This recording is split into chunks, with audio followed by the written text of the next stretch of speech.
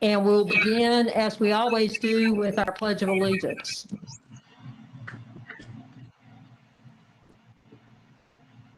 I pledge allegiance to the flag of the United States of America, and to the republic for which it stands, under God, indivisible, with liberty and justice for all. And now take a moment of silence, please.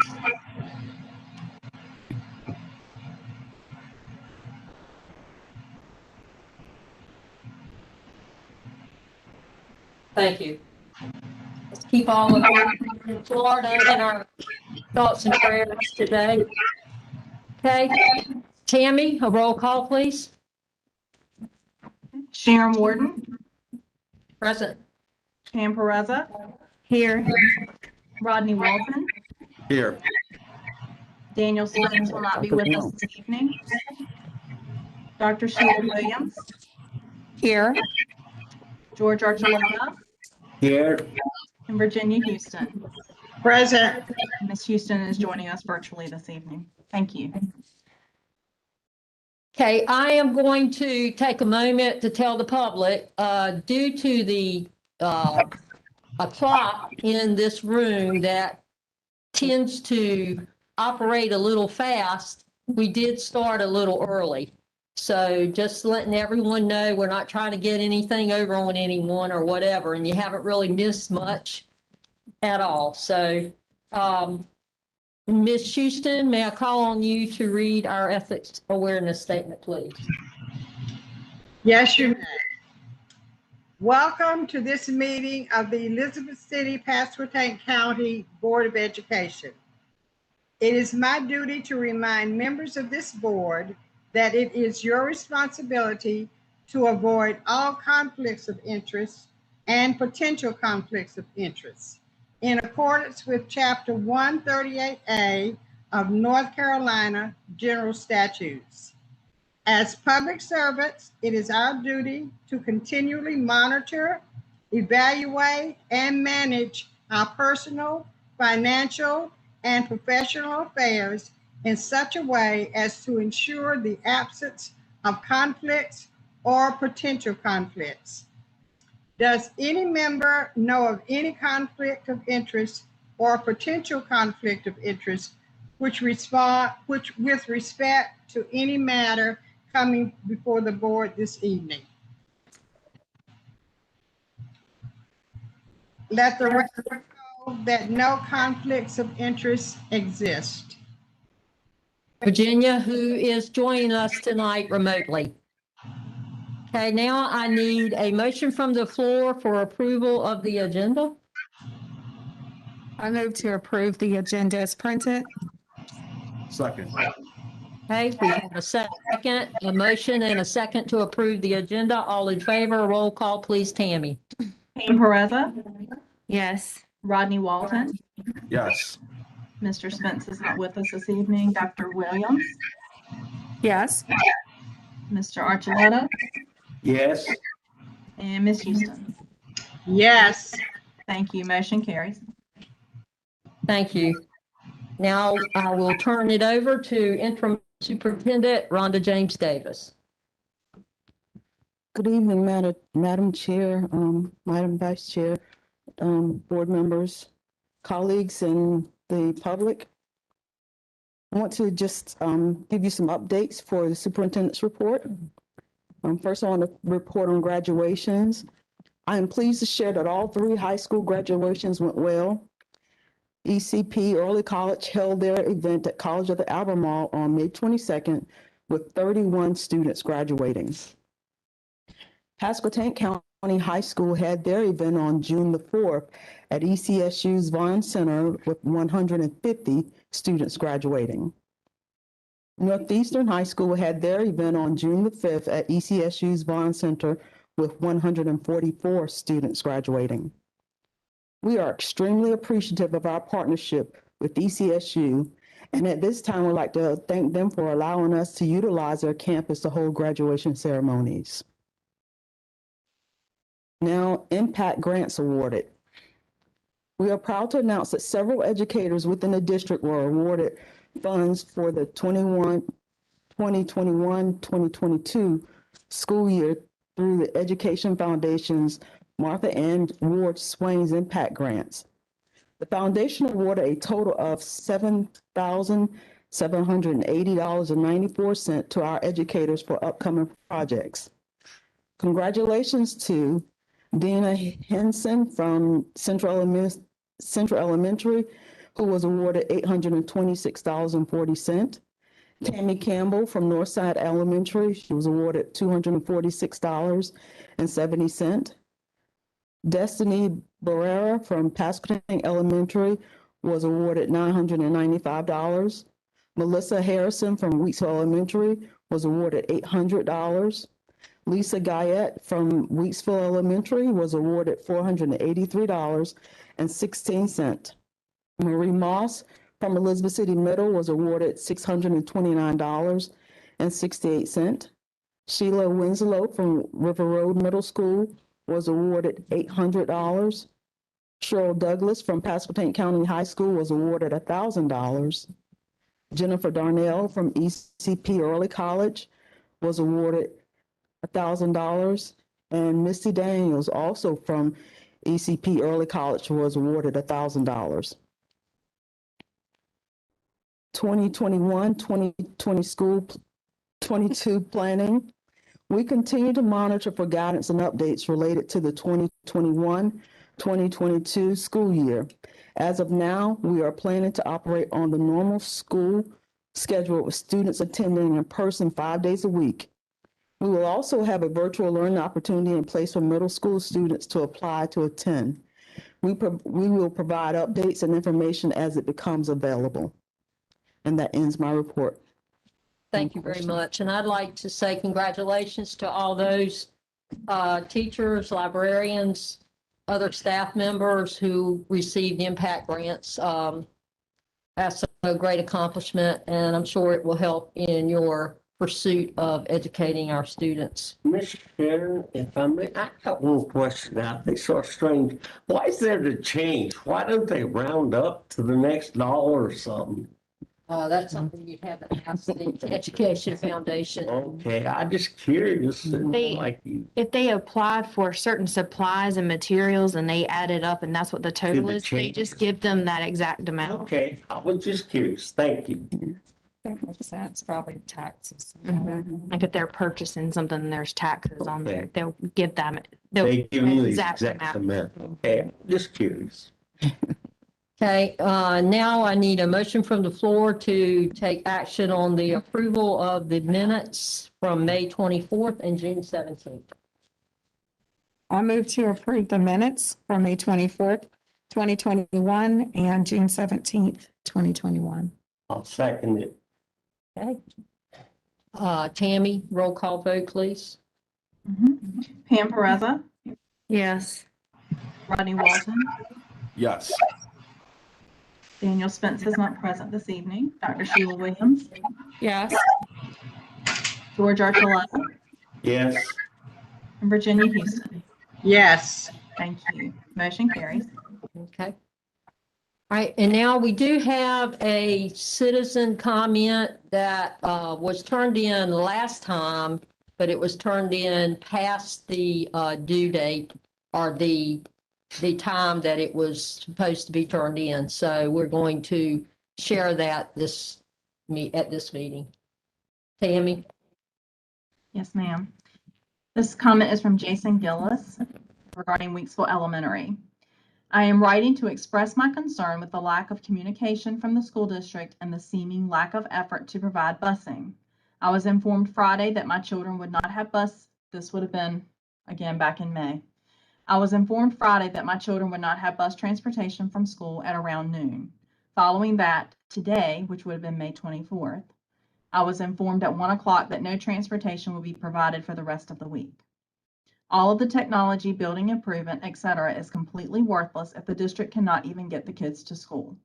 Repeatedly, we are asked for more money for Chromebooks and iPads and increased sales tax, higher teacher pay. Why bother if you can't run a bus? This is not the first time that this happened. For the 2019-2020 school year, my daughters went more than a month without transportation to school. This went largely ignored until I contacted the Daily Advance. Thankfully, I am able to drop them off before work, but I am sure that many cannot. And unfortunately, I cannot regularly pick them up from school. So we seriously have to do better by our kids. This should be an embarrassment. Thank you, Jason. That is all. That's the only one, correct? All right. All right, we're going to move on to the items that were voted on to consider for the consent agenda and to take action on for tonight. And I need a motion to take action on those items from the floor. I make a motion that we approve the items on the consent agenda that were discussed and approved at our last committee meeting on the 17th of June.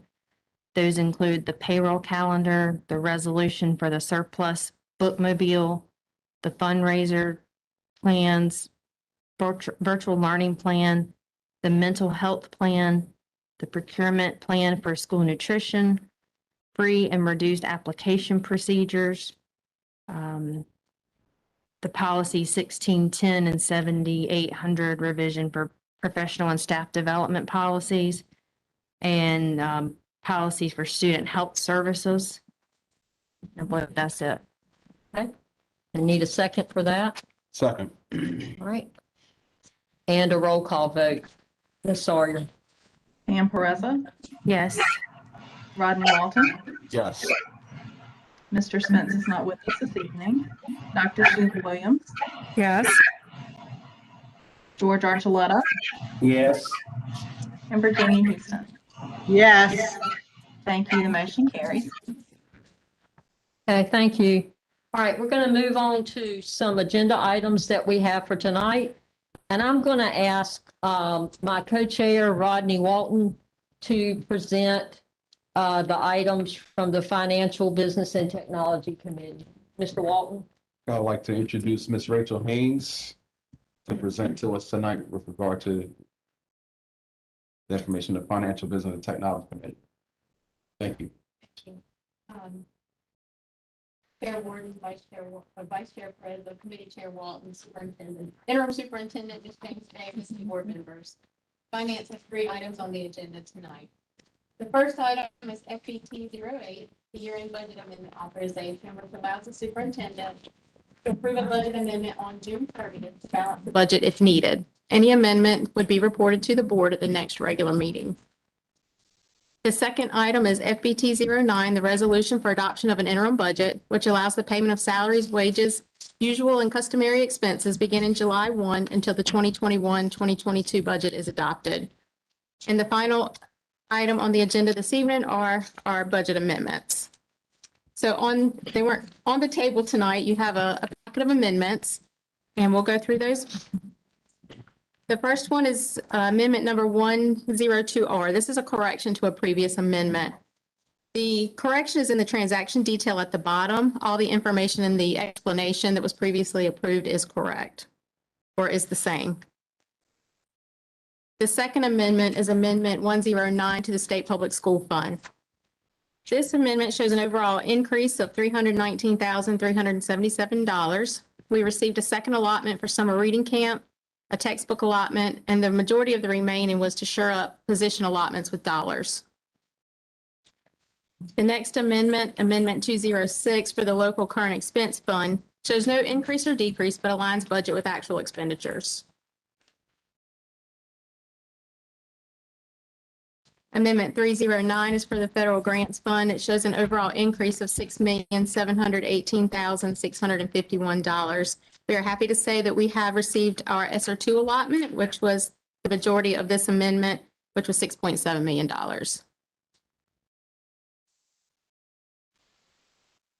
The next amendment is amendment number 501 to the Child Nutrition Fund. This shows an increase to PRC 035 for $339,331 to the budget for child nutrition for expenses that were paid from other funds, and it's for financial statement reporting. So this will cover transfers into the Child Nutrition Fund from other sources. The next amendment is amendment number 701 to the After School Fund. And this shows it nets zero, but it shows an increase for sales tax revenue of $66, fund balance of $10 to pay a parent refund of $76. And the final amendment tonight is 808 for the local special revenue fund. It shows an overall increase of $35,972.18. And the majority of the increase was for the Pirate Leadership Academy grant, Golden Leaf, and then a reclass for revenue that was received from ROTC. Are there any questions on the amendment?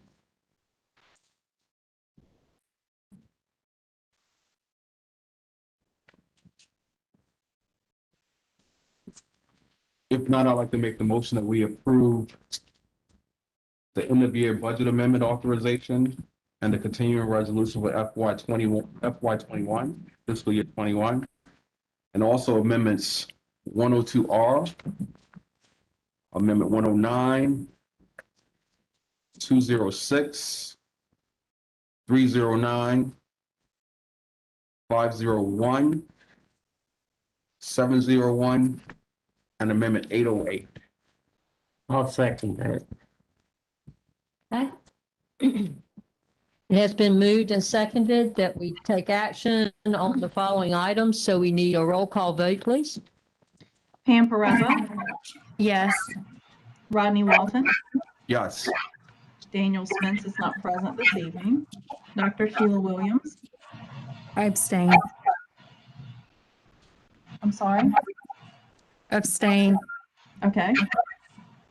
Mr. Archuleta, Yes, Virginia Houston, Yes. thank you. You do realize when you abstain, that counts as a yes vote. I'm fine with that. Okay.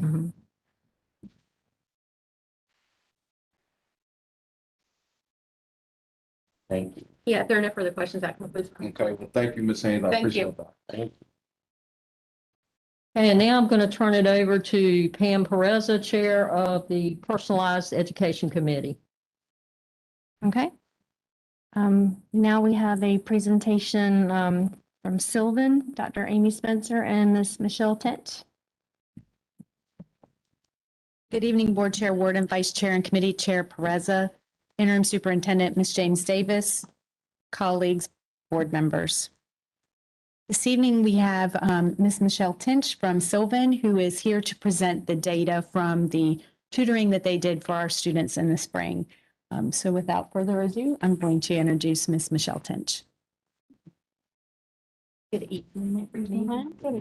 I'm very glad to be here and very happy that we were able to work with some of the kids this spring. And we're continuing to work with some of those students into the summer as well. Just to give you a little background of the assessment we use before we get started. So as you're looking at the data, it makes a little more sense. So Sylvan uses the STAR assessment for reading and math within our center and when we go into schools. And we use that because it's an adaptive learning tool, adaptive assessment. And that's important because it helps us to individualize what a student may need. Where if we used to give the grade and the GMAID, which is going to be the same test for every kid, no matter where they're coming in. With this, a student's able to come in and it's not immediately frustrating for them. It adapts to their answers as it goes through. So it stays more in line with what they're capable of doing and giving us a good idea of where do we need to begin with that student. So all the students we work with were given the STAR assessment. And then we take that data and in our regular center, we use that and they get individualized instruction. In the school district, we use our ACIP program because obviously cost restraints are so that you can't do a 3-to-1 ratio at schools. So we take that information and we group them based on that data.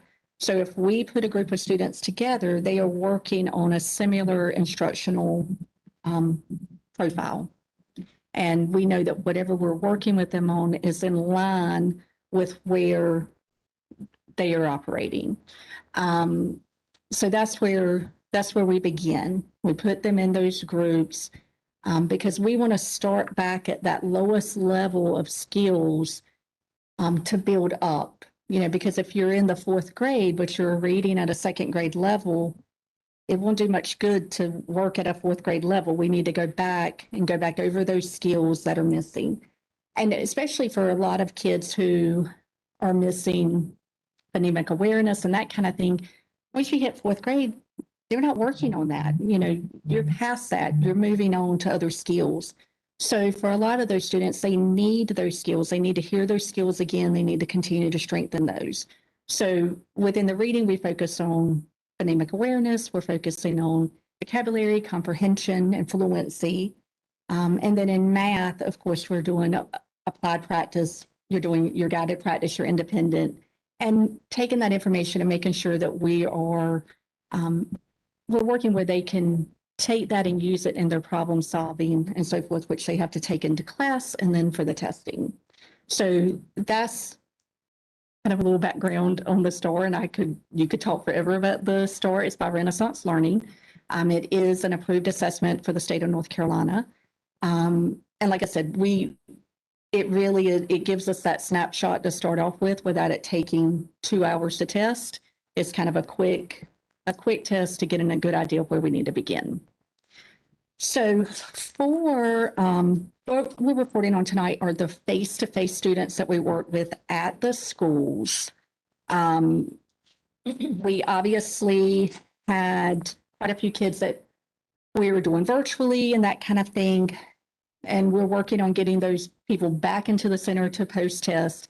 But these are the students that we had a captive audience. We were at school with them and we were able to do the pre-test and then the post-test. So before I even start on this, so how the STAR test works, different than some tests where it may say for 3rd grade reading, we expect a 10-point gain. That's our expected growth. The STAR works a little differently. It gives you over like a 10 groups of scale score. So if a student scores this scale score, they expect this many points gain. So I couldn't put up there, well, for 3rd grade, we expect X because it's going to vary based on where that student starts. But for a range of kind of where we see for all of our data points, most of the students hit that expected growth. Just like any testing, EOG, our testing, we're not immune to kids not taking their time to take tests. Of course, there's going to be kids who aren't going to show growth because that just is what it is. But what we're looking at is in this short period of time, what kind of growth they've made. And it's pretty remarkable because the expected growth for the STAR is looked at over like a beginning of a year to mid-year and then mid-year to end. And this growth was made in a 3-month period. So we're very excited about that and hope that it's an opportunity where we can continue to work with those students going into the next school year. Because like I said, if you've got a 4th grade and we start out on 2nd grade skills, we're still not at grade level. We're happy about growth, but we do want to see that child get to where they need to. So for Central Elementary, they focused on reading. We didn't do math students there. So for 3rd grade, they had a 33-point growth. 4th grade, the average was 43 points, and then 5th grade was 23 points. So their overall growth was about 32 points for that school, which is remarkable. For J.C. Sawyer, we did do reading and math. For the reading growth, they had 99 points for 4th grade. 5th grade was 88 points. Their math was 56 points for 4th grade, and then 124 points for 5th grade.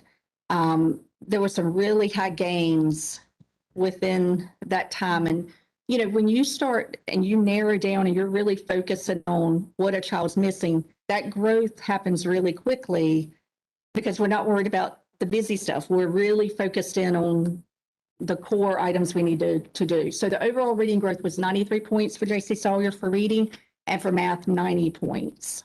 Can I ask just a question, going back to Central? So for example, you have third, fourth, fifth grade, how many students are we looking at? So in third grade, how many students? Total there, let's see if I have. Total face-to-face, there were 24 students. And this is just a total average gain of 33? Right. So and I don't have the breakdown of how many third, how many fourth, how many fifth. That's just of the third graders that we had, of those 24 that were third graders, that's the average point gain. The total average point. Yeah. gain. And then, so let's say there were 5 third graders, whatever their point gain was added together, divided by 5. So just kind of as simple as that. But I don't have the exact number of how many third or fourth, but just total students there were 24 face-to-face. And then for J.C. Sawyer, they had 49 face-to-face. And theirs, they focused in just on 4th and 5th grade.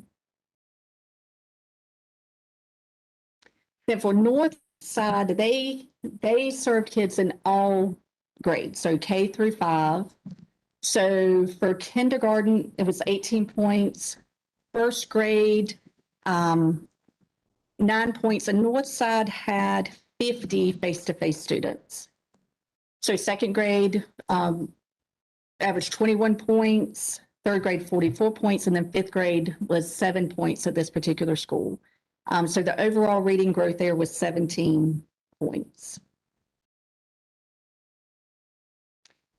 Northside, that's the average. And we'll be discussing with each principal their information in detail, their individual students. Because it's kind of difficult to see the growth, like for us, if you're looking at 24 students and a 33-point gain. You understand what I'm saying? It's like your question, is that really a gain? It's 33 points out of 24 students. That's the average. Right. Oh, okay. Right. So that's the average. So we break it down by grade level, but then we did the overall growth. So we could just see, how many for each grade level. Northside had, for their math, their second grade was 53 points growth, third grade 40 points, and then 4th grade 44 points. So overall for their math growth was 45 points, which was huge.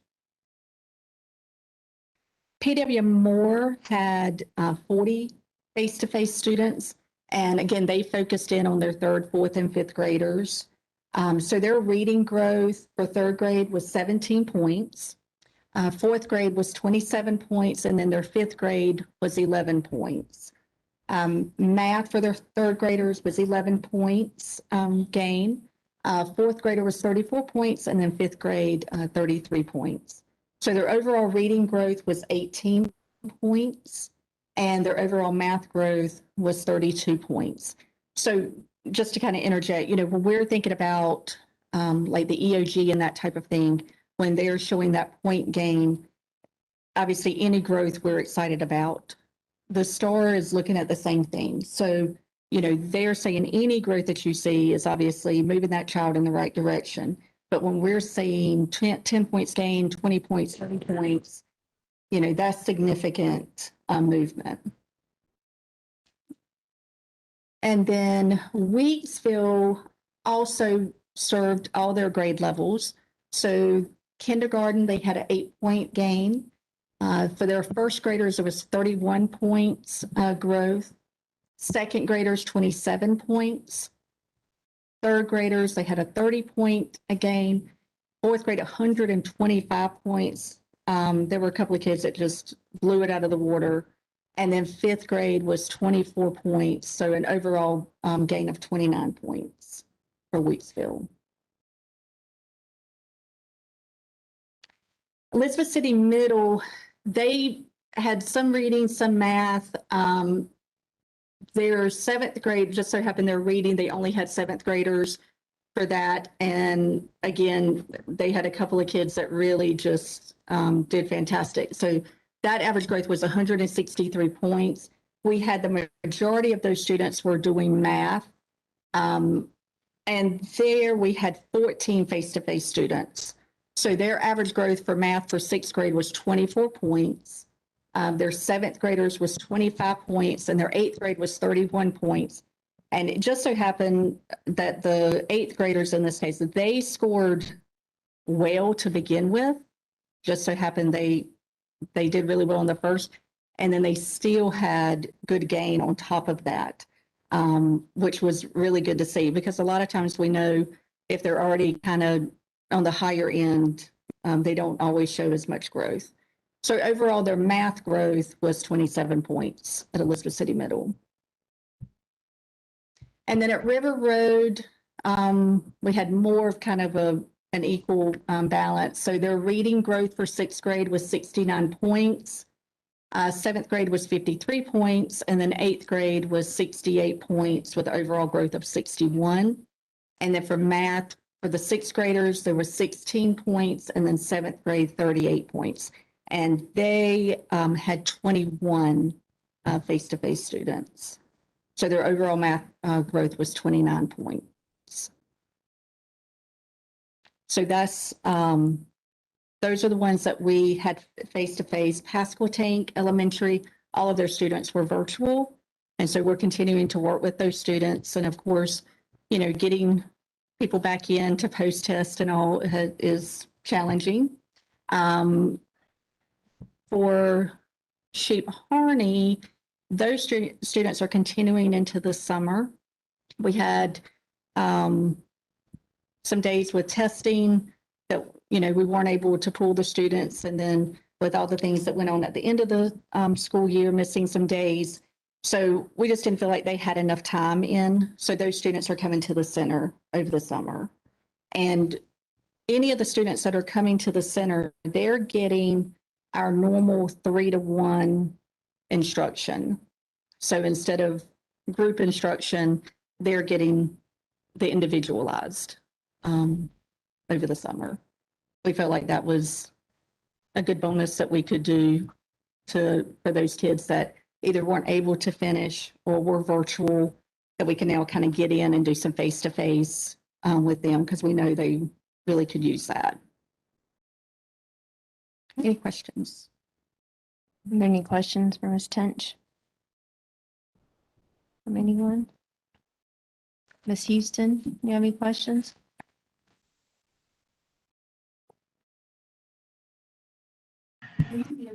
I don't. Okay. The numbers. Oh, yes, I can do that for sure. Yeah, I can give you how many were face-to-face, how many people tested, that kind of thing, of course. All right, well, thank you Okay, for information. Ms. Finch. thank Did Ms. you. Houston have a question? No, she didn't. She said she was fine. Oh, okay. I Okay. just saw her talking. Thank you so much. Thank you. Are there any questions for Dr. Spencer regarding the Sylvan presentation? Did you have anything else? Nope, that's Okay. it. Thank you so very much. Thank you. And that's it for our committee. Thank you. And now we're going to turn it over to Mr. Archuleta, the Global Citizens and Healthy Students Committee. Yes, we're gonna hear from Miss Sawyer here. She's gonna talk to us about a fundraiser, I believe it is, for Adopt a Highway. Okay, thank you. Good evening, Chair Warden, Vice Chair Pereza, Committee Chair Archuleta, Interim Superintendent James Davis, and board members. This is not a fundraiser. This is kind of a service project that we're going to talk about. So I come before you this evening on behalf of the Office of the Superintendent to request approval for Pasquotank County High School FFA to enter into an agreement with NCDOT to adopt a highway. The agreement is up to 4 years, but may be canceled with a 30-day notice. It is the wish of FFA to adopt up to a 2-mile section of Northside Road from the beginning of the road at the southern end. This would be a project for students in FFA. PCHS is aware that students must be accompanied by an adult, and that all students must sign appropriate paperwork as required by NCDOT as well as ECPPS. With this being an agreement with an NC State agency and in accordance with policy 5100, Committee Chair Archuleta, I hereby request the board's approval tonight for PCHS FFA to enter into an agreement with NCDOT to adopt the highway. Thank you, Ms. Sawyer. I move that we agree to this partnership. What Ms. Sawyer has presented to us, GCHS-04. And so I make a motion that we approve that. Okay, we've had a motion and we need a second. Second. So we had a motion and a second to approve the Adopt a Highway project for PCHS FFA. So we need a roll call vote. Pam Perezza, Yes. Rodney Walton, Yes. Mr. Daniel Spence is not present this evening, Dr. Sheila Williams, Yes. George Archuleta, Yes. and Virginia Houston. Yes. Thank you. Motion carries. Thank you very much, Ms. Sawyer. Now I'm going to call on Dr. Williams to take us into closed session. The board will now go into closed session for the purpose of considering personnel actions that involve employees of this board as allowed by NC Statute 143-318-11A6. Thank you. And now we'll have, and I need a second on that. Second. Okay, and a roll call vote to go into closed session. Pam Perezza, Yes. Rodney Walton, Yes. Mr. Spence is not present this evening, Dr. Sheila Williams. Yes. George Archuleta, Yes. and Virginia Houston. Yes. Thank you. Motion carries. Thank you. Board will go into closed session.